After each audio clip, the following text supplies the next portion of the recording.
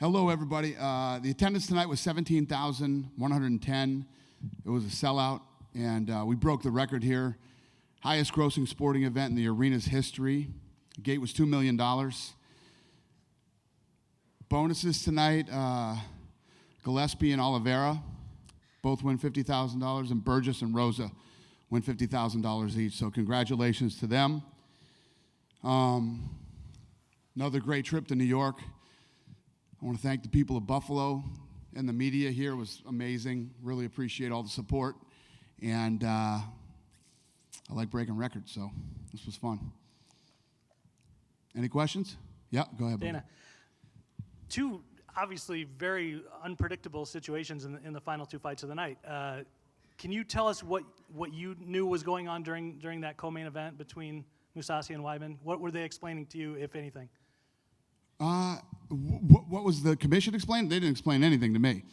But basically, the referee made a mistake.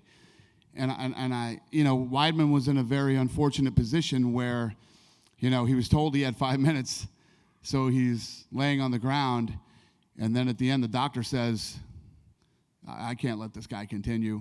And because he laid on the ground for so long, they looked at the thing, and here's the thing. With the New York State Athletic Commission, it's like we're in 2001 again. These guys haven't done big mixed martial arts fights. These guys have to get some experience. And as a fighter, I say it all the time, you have to be on your toes and you got to be ready to go. And, many, many times in even great states like Nevada, not only are you battling your opponent, you're battling the ref and the judges and anybody else who has any type of power over the fight. So you got to go in there and you have to literally, fight to win, man. Fight to finish. Weidman said he wants to do it again. Is that a fight that you would put together again, or was there not enough controversy to warrant that? Yeah, I don't. If you ask yourself, could Weidman have come back from that? And he said it. I've been in worse positions than that, but it looked like he was in a real bad position right there, and that's the way the fight was going to go. So who knows? I don't know. Did you have any indication moving on to the to the main event that Rumble Johnson was going to retire? I mean. No, he just grabbed me downstairs and said, listen, man, I couldn't tell you. I'm working on something really big right now. It's massive, and it's really good for me and my life and everything else. And I said, I'm happy for you, man. He doesn't have to tell me he's retiring. Whatever he's got going on is his personal business. I was saying, I agree with Daniel Cormier that I think he has a lot more still, and, he's on top of the game. But as soon as that R word pops into your head, you absolutely should retire. This ain't a game to hang out and if you're even considering retiring. So I'm happy for him. He's a great guy. He's always been, an entertaining fighter for us. He's always been a good guy, and I wish him the best. I'm happy for him. And obviously the old standby is no matchmaking right after the event, but between DC and Jon Jones, Jones his return from suspension lines up right in that wheelhouse for International Fight Week. Is that on the radar? I don't think it does line up. I think International Fight Week, his suspension comes Is it after? After, I think, yeah. Or within the day after or something like that. So it doesn't line up for that. So I haven't even thought about that. Jon Jones and I haven't even talked since this whole thing went down. So we're not close to making anything. Okay. Go ahead. Yeah. Right here in the front. Hi, oh, Dana. sorry. Hi, this Dana. guy's next right here. Hi, Dana. Tom Lee, Ryerson Television. Just a quick question. Seeing the sellout crowd at KeyBank Center, do you think Buffalo has proven to you that they can host another UFC event down the line? Yeah.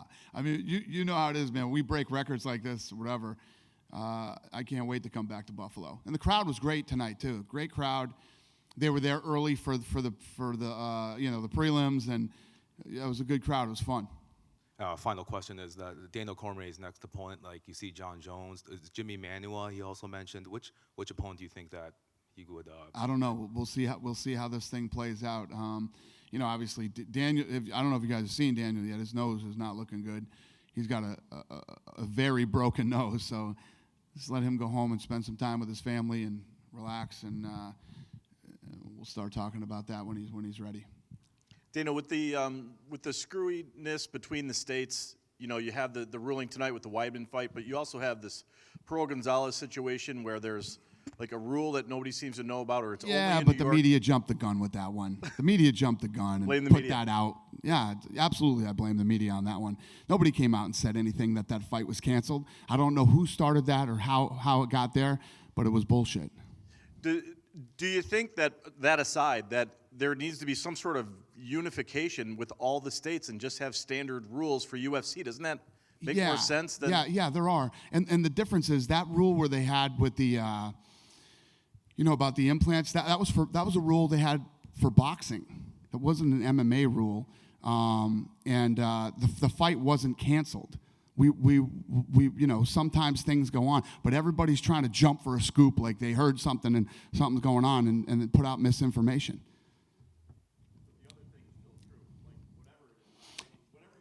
Yeah, but as we go to commission, they basically are the same.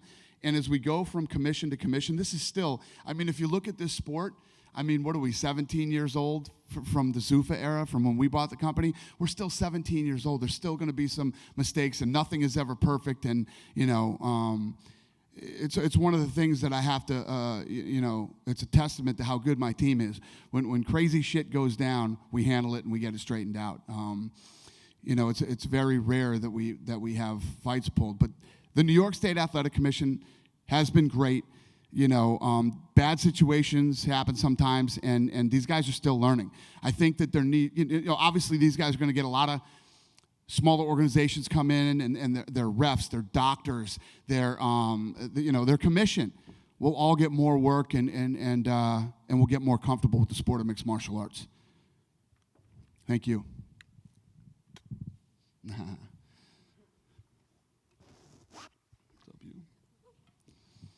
You said that you weren't sure about Jones' suspension. Sorry, back here in the middle. Yeah. You said you weren't sure about Jones' suspension, how it lined up. You're still... No, I said I don't know exactly what day it lands on, but it's in that ballpark of International Fight Week. But I thought it was 2 days before. I think it's after. Maybe you're right. Because I think you also can't promote fights so long. I hope you're right. Too. But I don't know. I guess how much would your decision on that have to do with if you're still trying to make Bisping and St. Pierre happen and how that all works out? Yeah, definitely. Well, obviously, Cote and TJ are already on that card. Right. So, yeah, we'll see how that goes. And not to mention anybody specifically from tonight, but if one of your fighters were to say they wanted to go play football and they were under contract, would you allow that, or how would that work out with you? If a fighter wanted to go play football, like NFL football? Yeah. That's like NFL players saying they want to come over here. I don't know. Why, you know something that I don't know? Just wondering about a new venture for one of your fighters. It's a weird question, but okay, yeah. Just wondering. Okay. We'll see what happens there. Okay, thanks. Thanks. Dana. Yeah. USADA told me last week that Jones' suspension is up July 7th.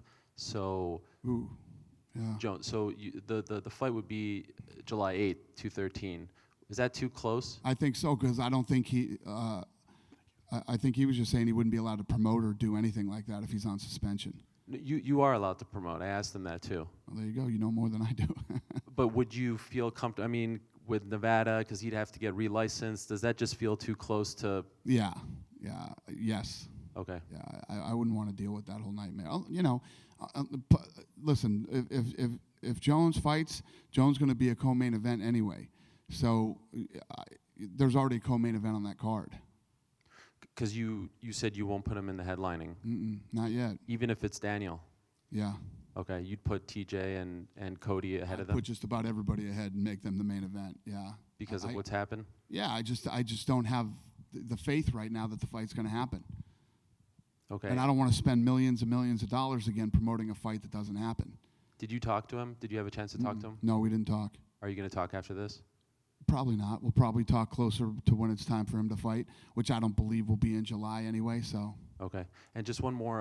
Gegard Mousasi, I'm sure you heard, very vocal about his contract. Now he's a free agent or going to be a free agent. Yep.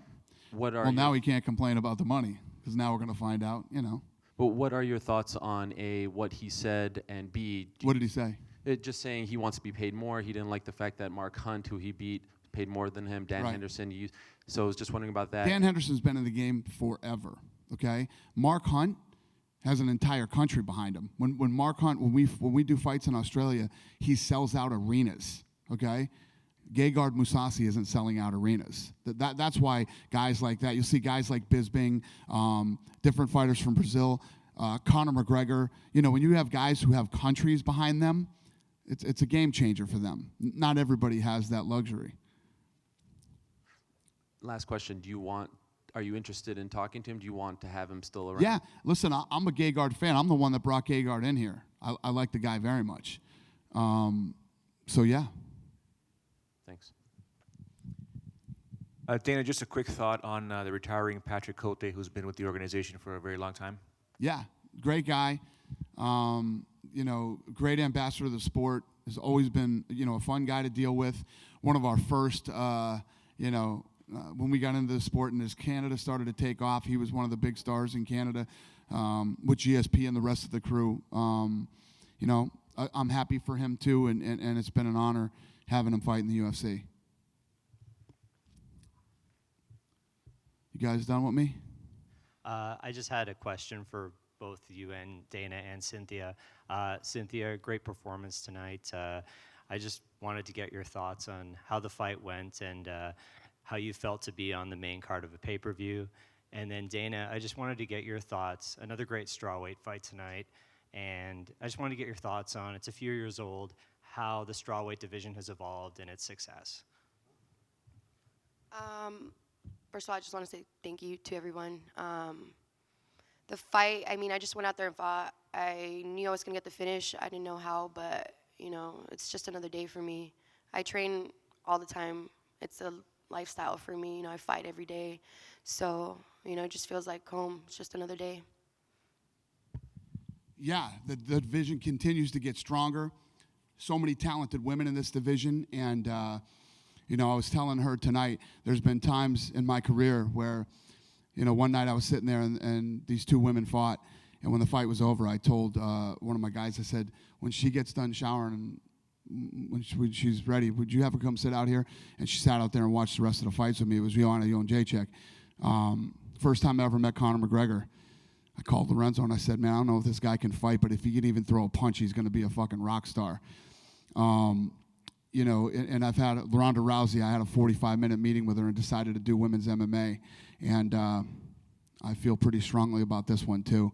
And I think her performance was awesome tonight. I love the way that she eats pressure. Her first time she ever came into the UFC, we bumped her up to the main card, and she performed very well. And then tonight she goes in there with a bigger, stronger, you know, woman with the reach who had a lot of experience, and she conducted herself as the badass that she is. So I'm very impressed with her performance, and I'm a fan. Thanks, Dana. Congratulations, Cynthia. Thank you so much. Last one for you, Dana, just here in the front. Hey. Caitlin Shigegan was talking to us tonight again about the flyweight division. Just while we're on the topic of women's divisions, is that something in the pipeline?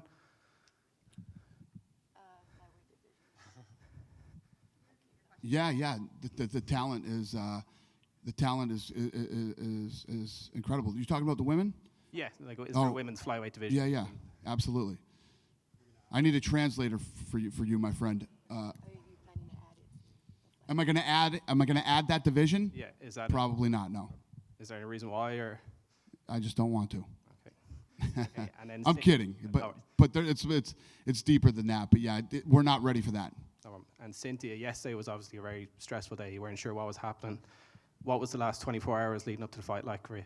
I mean, it was definitely crazy, but, you know, I just for the record, not to jump in here, when I found out that they were talking about this fight being off, I called you, right, and said, this fight's happening. Don't listen to this bullshit that you're hearing. This fight's happening. I got scared, of course, for a moment, and then when I talked to Dana, he reassured me that the fight was still on, but definitely panicked a little bit at first. I was a little worried, but he reassured me that, you know, the fight was going to happen, so everything was okay. Thanks. And I told Pearl that, too. Told them both, relax. Go back to your rooms, relax. Don't listen to any of this shit. This fight's happening. We just, from the New York State Athletic Commission, they weren't sure what was happening. That's just what we were going on yesterday morning. That's where our reports came from. Right. Well, they knew what was going on. They did. It's just one of those things. It's one of those things that the media should never jump on stuff like that. That stuff's being worked out. These are all things that happen in our daily business. That's why thank God most of the stuff that goes on in the office every day never gets out, because it would be an absolute nightmare. The media reporting that this fight was off, and some of the media guys that I was like, you can pick up the phone and call. Why would you report that when we didn't say it? When we say it, it's true. Thanks. Thanks. Yeah, Dana, right over here.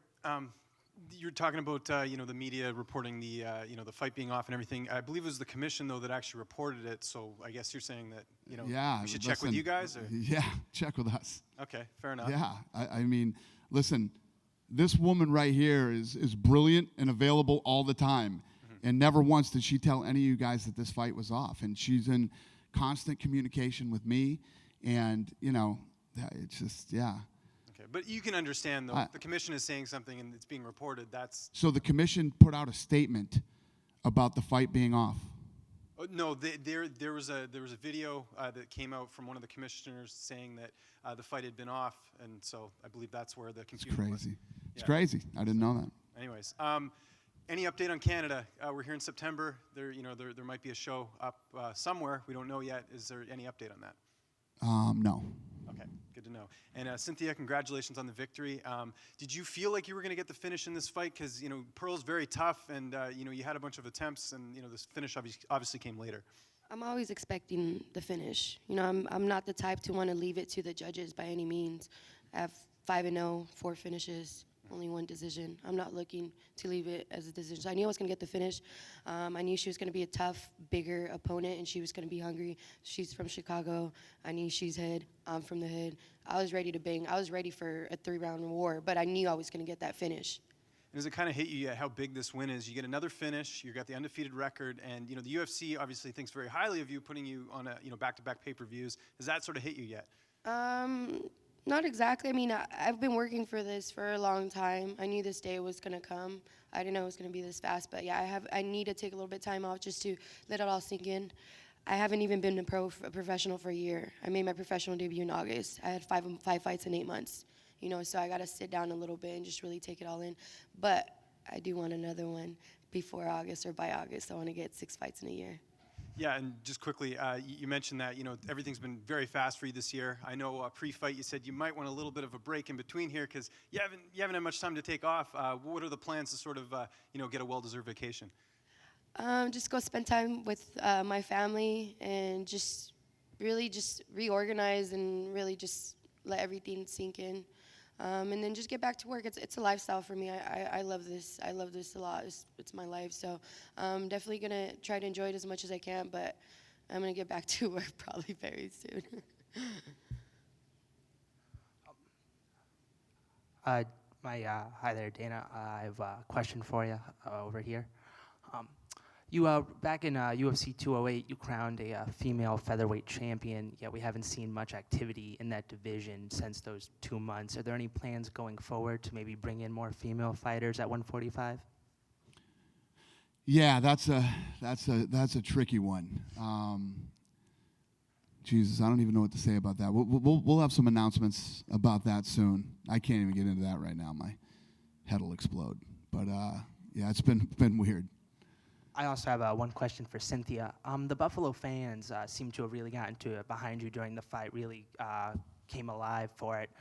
Is that kind of fan interaction, what does that mean to you so early in your career? I mean, I love this. I mean, we wouldn't be as big without the fans, you know what I mean? So it's great. It's amazing. I love doing this, and to have people support me doing this is even better. Thank you both for your time.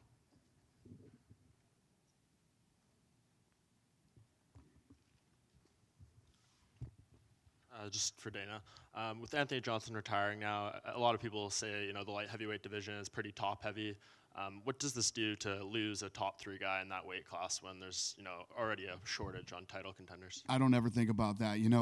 The reality is we're going to keep bringing in talent. We're going to keep putting on fights. We're going to keep doing what we do. The fact that he retired, that's what he feels he needs to do right now, then that's what he needs to do. I'm happy for him. I hear stuff all the time. Been hearing, what are you guys going to do when Chuck retires? What are you guys going to do when GSP's gone? What are you going to do when this one's gone, when that one's gone? We're going to keep finding new talent and putting on fights. And Luke Rockhold came out tonight and said that he's been offered the fight with Anderson Silva, just waiting to see if Anderson takes it. Is that the fight you expect to happen down in Brazil? Or? I don't know. We'll see. Obviously, Anderson was willing to take on Kelvin Gastelum, who is a very tough, dangerous guy. I got to talk to Anderson. You all know. Everybody in this room knows what it's like, dealing with Anderson. So, not that it's a bad thing. It's just, it's a process, and it's a process that I'm going to have to go through now. Listen, one of the things that I always respect about Anderson, he didn't want to fight Chael Sonnen again. He said, the guy's disrespectful. He's a punk. He doesn't deserve to fight me. He fought him. And there's always been times when it seemed like, Anderson steps up and Anderson fights. Anderson came in and fought Cormier at 200, He's a stud, man. He's the GOAT, and I'm looking forward to walking through this process for the Luke Rockhold fight. We'll see what happens. All right, and just one for Cynthia. You're the first fighter since Tito Ortiz back in 2011 to fight on back-to-back UFC pay-per-view cards. Just after this, getting 2 wins, how do you kind of move forward from here? Do you want, a step up in competition? Do you want to fight it again? I know you said you want to be busy this year, but what's kind of the plan for you? Yeah, I definitely want to climb the ranks. I want to be the world champion, so hopefully I can work my way up there to that shot one day. But definitely, I'm not trying to get ahead of myself. If you go fast, I don't want to crash. So slow and steady. I did have a big year so far, but I want to be the best in the world. This is my home. Do you have an update on Floyd and Conor? Conor, is having a baby any day now, and after Conor has his baby, Conor and I are going to meet in New York. Is it close? And then we'll go from there. No, we're not close. We're not close. Still better chance of you being the backup quarterback? Yeah, no. I think there's a better chance of it happening than me quarterbacking, but I see this fight happening. There's just Conor wants it and Floyd wants it. And I've said many times, Connor's done a lot. He's stepped up in big fights for this company and for me and for Lorenzo. And I can't deny him this fight. Is September still possible? What I would like to clarify is all the bullshit about the 80-20 split. Jeff Mayweather, come on, Jeff. Me and Jeff go way back. Jeff, are you the spokesman now for fucking Team Mayweather? And Bob Arum, you piece of shit. Fuck you too. What do they know about this fight? You know what they know about this fight? Nothing. Okay? Believe me, we have had preliminary talks with Conor, and I'm in a good place with Conor, and we're gonna meet in New York when he has this baby. Is September still possible?